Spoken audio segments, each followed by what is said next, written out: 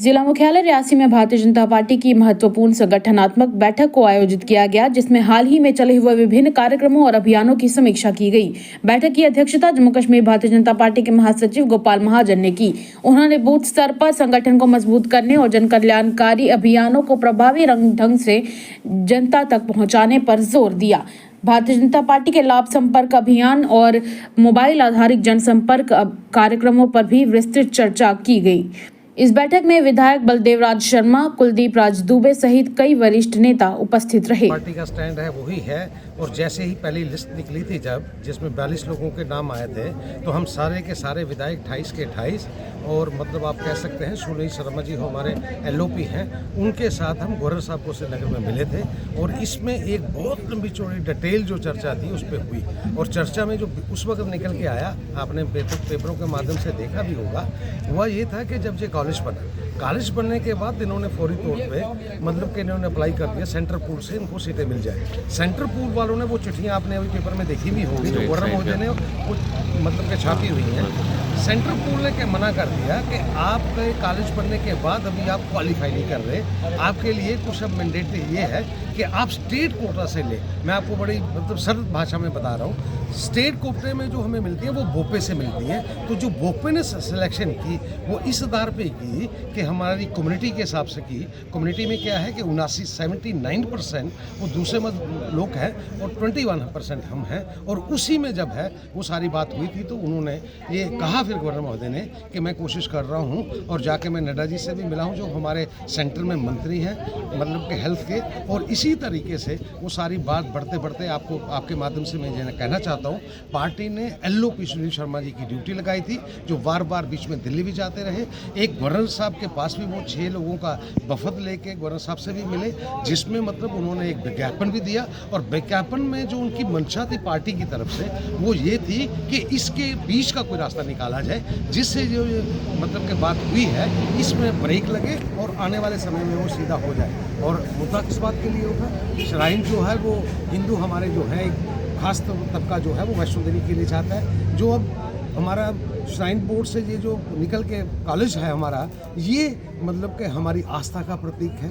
ये वो लोग डोनेशन देते हैं जो उस पर भरोसा रखते हैं, और श्रद्धालुओं के जो पैसे हैं उनके लिए हिंदुस्तान के पूरे हिंदुस्तान से सब जगह से ये आवाज़ उठी। हमारा यही मानना है कि जो लोग आस्था से वहाँ पे भरोसा रखते हैं और जो लोग डोनेशन में हैं वो पूरे हिंदुस्तान से उनके बच्चों को ये सीटें मिलने चाहिए।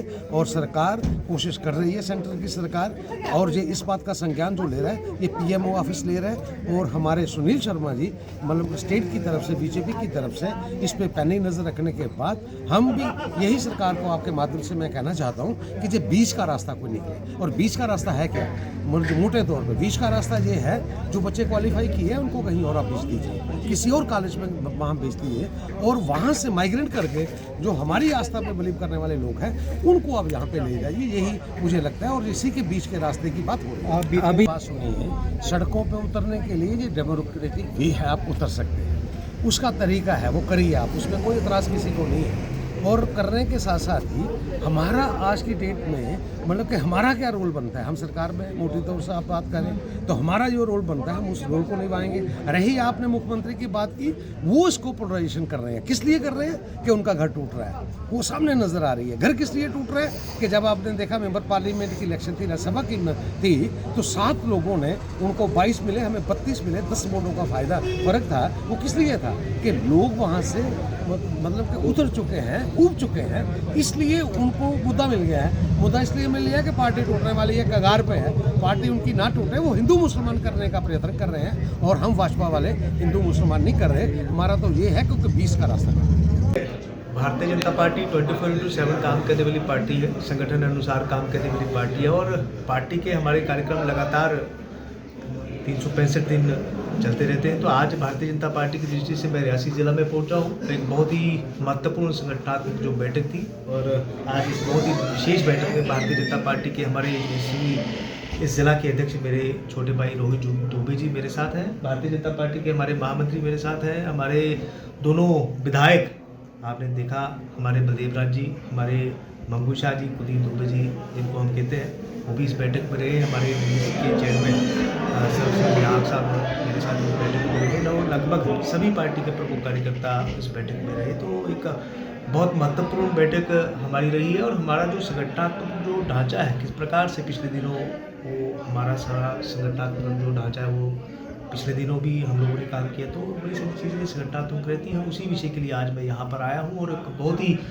बढ़िया बैठक आज रियासी जिला के अंदर हुई है। हमारे सभी जिलाओं के पदाधिकारी उसमें रहे, हमारे मंडलों के अध्यक्ष, हमारे मंडलों के महामंत्री उसमें रहे, हमारे दोनों विधायक उसमें रहे और हमारे जितने भी प्रमुख कार्यकर्ता हैं इस रियासी जिला के सभी उस बैठक में रहे। और पिछले दिनों जो हमारी संगठनात्मक जो गतिविधि थी वो किस प्रकार से रही है और आने वाले समय के लिए जो आगामी जो संगठन के दिशा निर्देश है, हमारे बहुत सारे अभियान आपने देखा पिछले दिनों। अभी हमारा आत्मनिर्भर अभियान हमारा इस समय चल रहा है। पिछले दिनों आपने देखा वंदे मातरम के हमारे राष्ट्रीय गीत के लिए हमारे कार्यक्रम रहे। अभी सरदार वल्लभ भाई पटेल जो एट द रेट ऑफ 150 का जो कार्यक्रम था, सरदार वल्लभ भाई पटेल जी के 150वीं जयंती पर पदयात्राएं हमारी रही। अभी 3-4 दिन पहले यहाँ पर एक कार्यक्रम यहाँ पर रहा जिसमें हमारे आदरणीय जुगल किशोर जी हमारे सांसद साहब भी उसमें रहे और अनेकों कार्यक्रम हमारे हुए।